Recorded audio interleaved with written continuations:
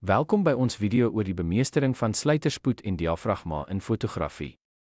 Hierdie instellings is van kritieke belang vir die beheer van bewegingsonsherpte en diepte van veld, sodat jy pragtige beelde in verskillende ligtoestande kan vasvang. Vinnige sluitersnelhede soos 1000 is perfek vir vriesbeweging. Hulle is ideaal vir sport en wildlewe fotografie, waar dit is noodsaaklik om skerp, gedetailleerde beelde van vinnig bewegende onderwerpe vas te lê.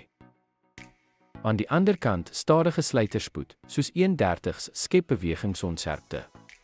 Hierdie tegniek is uitstekend vir artistieke effekte, soos om die gladde vloei van watervalle of die dinamiese roetes van bewegende ligte vas te vang. Wye openinge soos 1.8 laat meer lig in en skep 'n vlak diepte van veld. Dit is perfek vir portrette, waar jy die onderwerp wil hê fokus en die agtergrond pragtig vervaag. Nou diafragma's, soos 16, minder toelaat lig, maar bied 'n dieper diepte van veld. Hierdie instelling is ideaal vir landskapfotografie en verseker dat beide die voorgrond en agtergrond skerp in fokus is.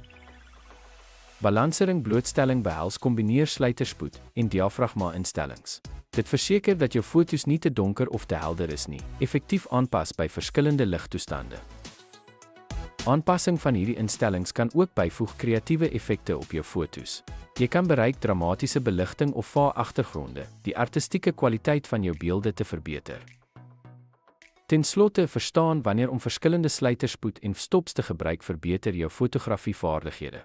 Die regte instellings kan omskep 'n eenvoudige skoot in 'n aantreklike en visueel treffende beeld.